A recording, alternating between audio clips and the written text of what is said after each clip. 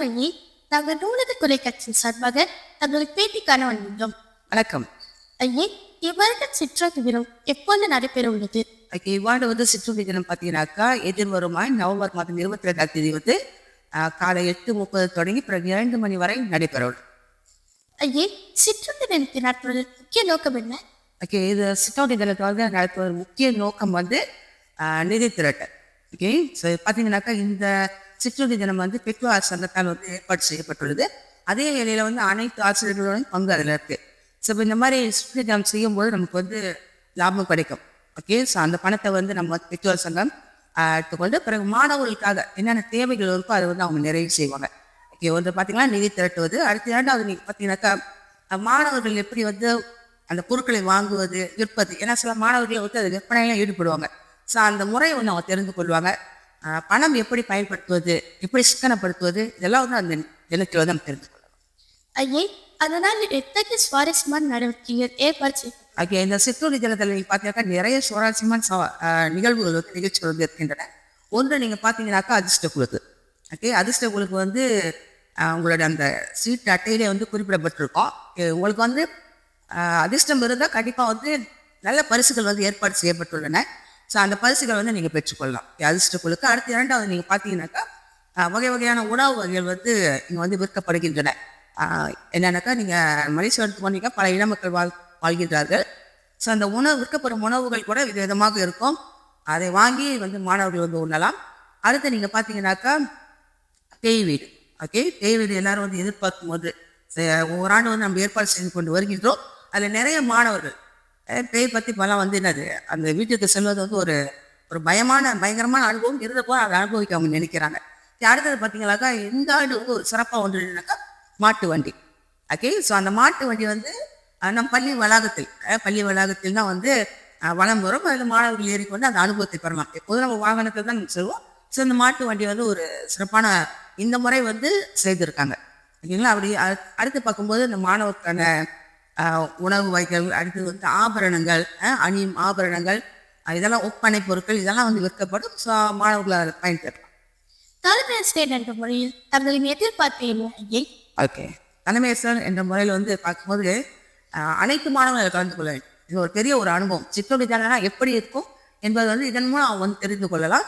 So அதனால் அவங்களுடைய வரவேற்பு பள்ளிக்கு கண்டிப்பாக இருக்க வேண்டும். அதே வேளையில் மாணவர்கள் என்னன்னா உங்களுடைய பெற்றோர்கள், உடன் பிறந்தவங்க இவங்களாம் இந்த நிலத்திற்கு சிற்றுண்டி நிலத்திற்கு வந்தாங்களாக்கா இன்னும் மேலும் சிறப்பாக இருக்கும். ஸோ அதுதான் என்னுடைய எதிர்பார்ப்பு. ஏன்னா இது வெற்றிகரமாக நடைபெற பெற்றோர் சங்கம் பிறகு ஆசிரியர்கள்லாம் இணைந்து செயல்படுறாங்க. ஸோ அதற்கு மாணவர்களும் ஒத்துழைப்பு வழங்கினாக்கா இன்னும் சிறப்பாக இருக்கும். அதுதான் என்னுடைய எதிர்பார்ப்பு. நன்றி ஐயே, தங்களின் அன்பான பகிர்விற்கும் தங்களின் நேரத்திற்கும் நன்றி. நன்றி.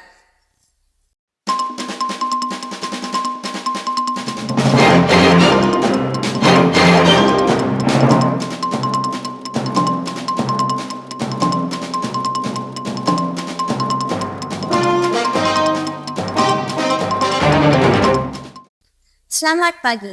Saya Vishali Vijay, wartawan TVPSS SJKP Sarangapani. Hari ini saya akan membuat seorang murid tahun 6, yaitu Tarnisri, tentang hari penting yang akan diadakan tidak lama lagi. Hai Tarnisri, bolehkah kamu perkenalkan diri? Hai Vishali, nama saya Tarnisri dari tahun 6 ini. Baik Tarnisri, saya dipahamkan hari penting ini akan diadakan pada hari 22 November 2025. Betul? Betul. Semua murid merangkumi saya sangat teruja menunggu hari tersebut. Hari penting akan berlangsung di kawasan sekolah kita. Pukul berapa hari penting akan bermula?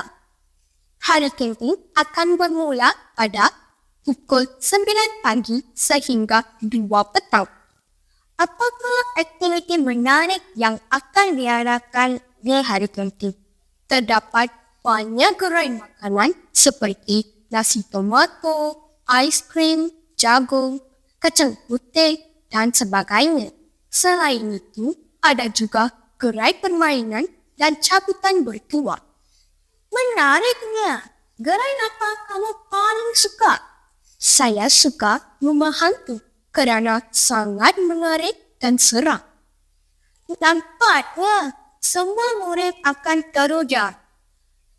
Tanusri, pada pendapat kamu, apakah tujuan untuk hari camping diadakan? Hari camping diadakan untuk mengutip dana bagi membantu program sekolah. Selain itu, ia juga dapat menyehatkan hubungan antara guru, murid dan waris. Apakah harapan kamu untuk hari camping nanti? Saya berharap semua gerai berjalan lancar, ramai pengunjung datang dan kutipan dana berjaya melebihi sasaran.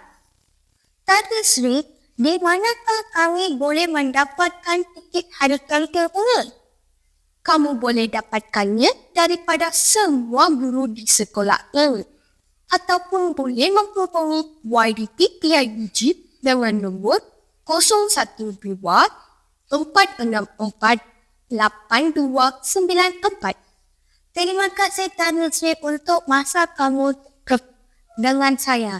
Saya berharap hari camping ini akan tamat dengan penuh meriah dan berjaya. Terima kasih Bisani. Jumpa di hari camping nanti.